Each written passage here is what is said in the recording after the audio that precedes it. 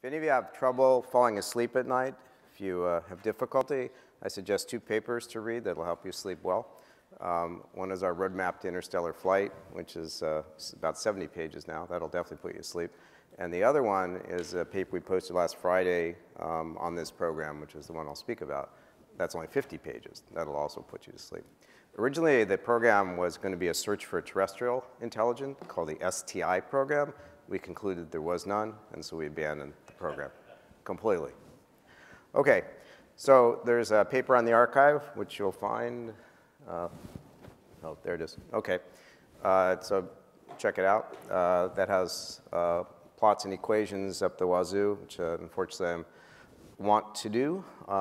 Those of you that know me know I don't like to write papers without lots of equations and plots. So. Okay, so we all want to know this question of are we alone? We want to enable interstellar and preferably intergalactic dating services. That's really one of the next things for Facebook is to go intergalactic. I think that's why Mark is probably interested. Now that we know that planets are quite ubiquitous, they're of order 1 per star, and assuming that life resides on planets, which I think is a bit audacious on our part, that means the number of galaxies in our horizon, which we know is of order 100 billion, and it means the number of planets in the universe, assuming that we have approximately the average here, is of order 10 to the 20th plus. Which means in the Hubble deep field, which has about a galaxy per square arc second, it means we potentially have 100 billion or so planets per square arc second. So just keep that number in your mind. And we also hope that they don't adopt the philosophy of the current SETI community, which I'd like to admonish those of you who hold this philosophy, because if they do, it's going to be a really silent set of observations. So if they don't like to transmit, then we're not going to see them, and vice versa. So those of you that are worried about aliens coming down and eating you, which is called the SETF, the Search for Extraterrestrial Food Program, then I suggest we get it together and start transmitting, which I know is a non-controversial statement. So we can discuss it over lunch if you want to eat me on that one. So this is the Hubble Ultra Deep Field, which is only about 2 arc minutes on a side. There's about 10,000 galaxies there, which means there's of order 10 to the 15 planets, or a petaplanet. That's an amazing number of planets. So let's just look. All right, so what about technological change? Let's just go back a little while and talk about technological evolution. SETI in 1816, 200 years ago, would have been sending up smoke signals or something like that. In 1916, we could have started to look for radio signals. And in 2016, we're doing the same thing. So we're obviously stuck on some sort of paradigm here. We haven't started to look in gravitational wave signatures yet because we haven't evolved to that. And we haven't started looking at neutrinos yet because we haven't evolved to that either. But perhaps 1,000 years from now, we're not going to be looking at the electromagnetic spectrum. Keep in mind, each of these steps, each of these 100-year steps, is only 10 parts per billion on a cosmological timescale. This is very important to keep in mind because we get stuck in the present. Right? We always tend to think of SETI in the present sense, but obviously that's a ridiculous thing to do. Are we looking for civilizations that are 2016 equivalent? Go plus and minus 1,000 years and ask yourself the same question. At least minus 1,000 years is easy, plus a little bit harder. But you can see that we're stuck in a paradigm which really makes no sense. And the idea of communicating between long-distance stars, assuming life has a similar time scale as us, doesn't make any sense. Why are we going to communicate with something that takes 1,000 years to get there if life is like us? It doesn't make any sense to me. It might to other people. The technological doubling time, as I'll show you in a moment, in photonics is much like it is in electronics. It's about 18 months, which means a year and a half, for those of you who can do some math, which means in 15 years, you've doubled 10 times, which is a factor of 1,000. And in 150 years, just do the math. It doesn't make sense to just think about the here and now. So I'll talk about this, and as you saw this week, we talked about this in another context of what directed energy does, but I'll lead you through that paradigm in a moment. If you want to look at the technology, look in our papers. So photonics, like electronics, is on an exponential growth curve. This is the power in CW as a function of year over the last 25 years. And it's grown exponentially with a doubling time, in this case, of 20 months. The next plot is the one of economics. How has the economics changed over that similar time scale? Well, this is the baseline for our NASA program, which is now the baseline for the Starshot program, namely using ytterbium fiber amplifiers. That has been on an exponential drop in cost with a time of 18 months for the half time. Okay? So that's an amazingly close analogy to electronics. And what enables us to scale up to unlimited power levels and unlimited flux levels within limits of total energy available is to be able to phase these, which is what these are capable of doing. So I'm not going to bore you in this part. If you're interested, look in our 24 or so papers on this. So I classify things on a very anthropomorphic scale, just because I happen to be one of those species. So we classify things on a civilization class that, for lack of a better thing I invent, I call S, which is just the log of the size of the array in meters, log base 10. So our civilization is about a class 1.5. Will soon be a class 4, not too long a period of time. Starshot will be pushing for class 3, overpowered to about 100 gigawatts. So those of you that may remember this statement, the revolution has arrived, and indeed it will be televised. Unlike those of you that are laughing may know it, those of you that are too young don't know it. Okay, so civilization class parameters, and you can go to sleep now or look in our paper. Basically, it's power per unit solid angle that's the most important part. So if you look at the equation, which I can't point at, I don't have anything to point with, I need a directed energy system. Here we go. Okay. Last time I was at a DoD facility, they told me I couldn't use a laser pointer because it was too dangerous. Of course, they were producing multi-kilowatt amplifiers we want to use, but we had a long discussion about it. It's this one, which is the power per unit solid angle, which scales as the fourth power 10 to the 4 times the civilization class. It goes up extremely rapidly, okay? And there's a wavelength dependence here. If you haven't gone to sleep, you can go to sleep. So this is what power looks like in watts. Oh, come on. This is what power looks like in watts as a function of civilization class. We're stuck here at 1.5. We'll soon be up here. And there's no particular limit to where we're going. Class 11 is a Kardashev 1, which means you sort of use the local source of energy, which is a star. Okay, I've got about 7 minutes. I've got to blow through this. Look at our paper if you want to see what's going on in terms of numerics. This is the equivalent photometric magnitude as a function of civilization class for different distances. So this is 1 light year. What did I have there? Is that kilolight year and a megalight year? This is the equivalent photometric magnitude, which means R of about 3 or 4 that you would see in a conventional photometric band. So it's incredibly bright, even at large distances. Laser line width, don't worry about it. Atmosphere, if you're going to be on the ground, you've got to worry about it. This is atmospheric transmission band. We do a lot of atmospheric modeling in our group, so sorry to bore you. Some places you got to avoid. This is 1 micron. 1.06 is our baseline for Starshot and for our NASA DEEP program, and also for the SDI program. It's got great transmissions, about 95% from a good site. Got to worry about lots of other things, and I hate to do this to you, but whatever. Can't avoid it. I love numbers. So this is the number of photons per square meter per second per steradian per micron, and over here per square arc second. You got to worry about the temperature of the optics. You got to worry about the atmosphere, which is this black squiggly line here. And then you got to worry about this cosmic infrared background and the zodiacal light. This is all folded into the calculations that I'm about to show you on signal-to-noise ratios. The other thing you got to worry about are these nasty, pesky non-thermal emission, i.e. OH lines and other lines, which are all over the place, and they're much brighter in a narrow band than the thermal processes. So these are really nasty, and you got to avoid them. And it's also an issue in Starshot because we have to receive data back from the spacecraft. Same thing, this is in J band.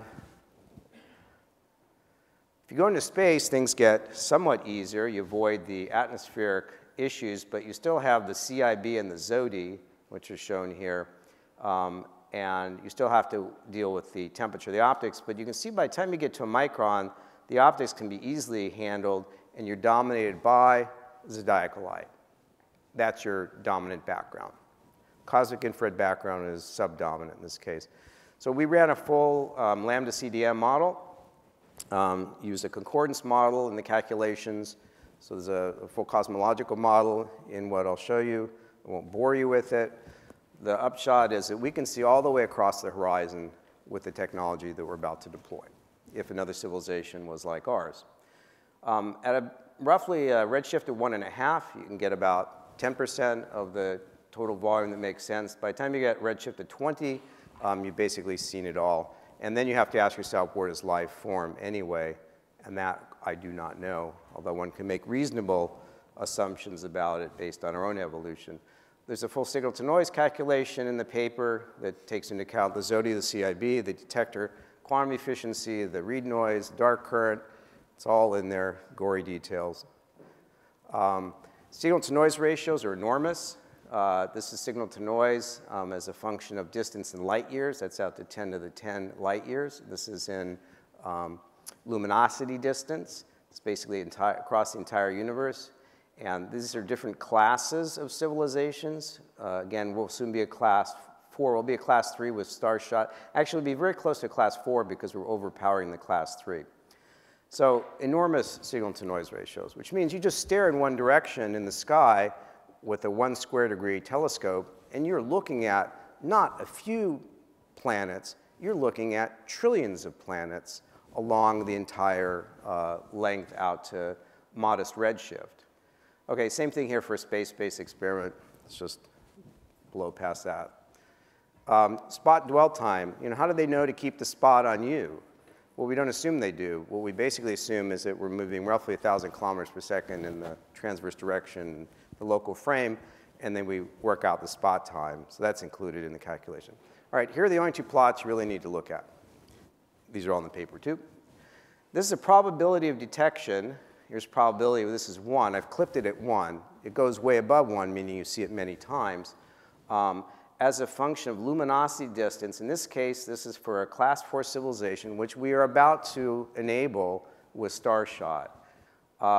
Assuming you have a very modest 1-meter telescope that's looking at the whole sky. Well, you could argue, you're not currently looking at the whole sky, but come on, it's not that hard to look at the whole sky with a 1-meter telescope. And I'm assuming that I have a bandwidth.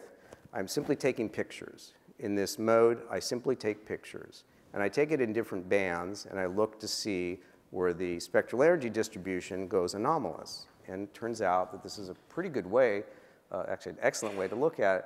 And the bottom line is the probability is unity of detection out to really enormous distances with a very modest telescope. So we basically have a large amount of time on an LCO GT telescope to carry this out. That's the good news. Bad news, we don't have any money to do it, but maybe we can change that. There's other things shown here too to bore you, but the probability is the real one. And the key here is the probability is if suppose you're a civilization, suppose we want to signal other things in our galaxy. What would we do? Would we splatter the radiation everywhere? No. We would shoot it at the highest probability targets, i.e. the stars. The beam is so small on these phased arrays, you can hit star by star and eliminate most of the empty space in between, which is the highest probability. So this is called intelligent targeting, and it makes an enormous difference in the probability. Because you have 10 to the 20 beams on the sky in a class 4 system, and you only have 10 to the 11 targets that you're looking at, namely 100 billion stars in the galaxy. So with intelligent targeting, you can actually increase the probability phenomenally. Okay, almost out of here. Same thing for class 3. 1 square degree, which is easily doable. I'm down to 0. I will end in a moment. You have 1,000 petaplanets in 1 square degree. You take one picture, 1 square degree, and then you take it many times. Conclusions, we're now on a Moore's law ascent with directed energy, CW. We're class 1.5, soon be class 4. This has radical consequences that should be understood. Relativistic probes, like Starshot, is one of them. Possibly active climate modification. I'm not supposed to say this word, so I won't. I won't say that word either. I'm not supposed to say that. So project ahead. Project ahead a couple hundred years and see where you're at. This is what we can do today or soon. Okay? So technological timescales are small even compared to human lifetime. If you don't understand this, you really shouldn't be in the SETI field because this makes an enormous difference. Right? We can already see civilizations at high redshift if they're comparable to our own. The plot I showed you in probability was a blind beacon and a blind detection. They were blind, not assuming they're pointing at us, assuming it's a blind beacon, i.e. it's like a firefly or like Motel 6 where they leave the lights on for you. Okay, so that's it. I'm done.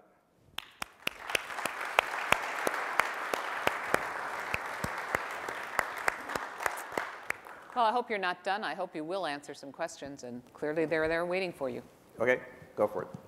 Hi, thank you very much. Very interesting. I'm wondering, so as I read your important graphs, as you put it, with the intelligent targeting, we're being targeted by a whole lot of these guys right now, according to your calculations, if life is common in the galaxy, if civilizations are common in the galaxy. So I'm kind of wondering, since you haven't turned on your search yet, if you'd be willing to take bets and at what odds that your search will come up null.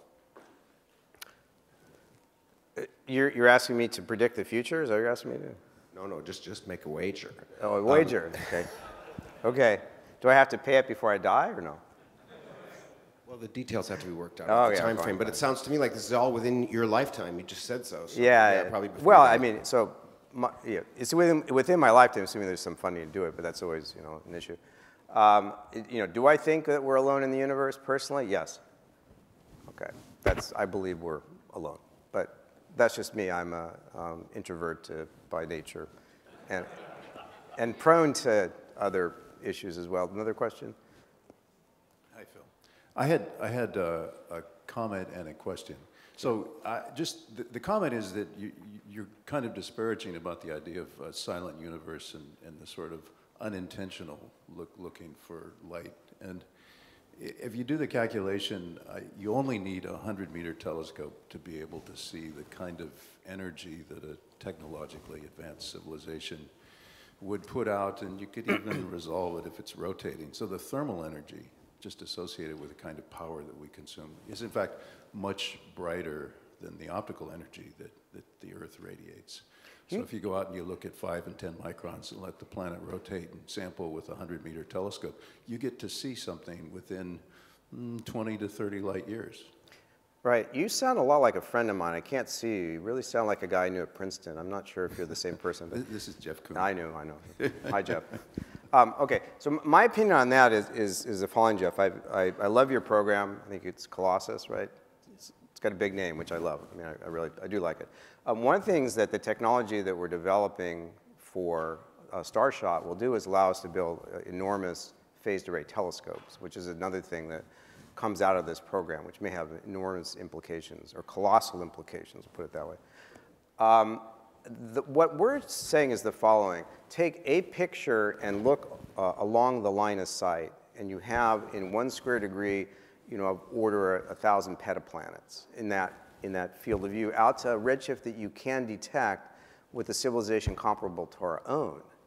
So I agree with you. There are many ways to do this, and I'm not disparaging at all. With one exception, I did disparage those who don't want to transmit.